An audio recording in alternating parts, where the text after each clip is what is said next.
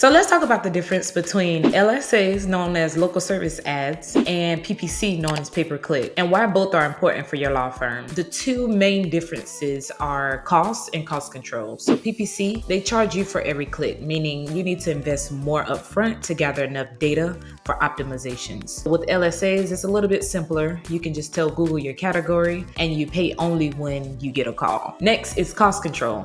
PPC offers more control because you can refine your campaigns over time by using negative keywords to filter out bad leads. LSAs are a lot less customizable. You can't control specific keywords, but you still pay only for the leads that you convert. So here's the truth. Over time, PPC outperform LSAs because you can fine-tune it to drive higher quality leads by analyzing the data. LSAs and PPC are not competing with each other. They work together. So use LSAs for quick, simple lead generation, while PPC builds a more refined system for substantial growth. And don't forget to have a CRM in place that tracks the cost per lead, cost per signed case, and the conversion rates. That data helps you and your marketing agency that you decide to partner with understand which ads are driving the most value and adjust strategies to maximize your return on your investment. Hope this helps.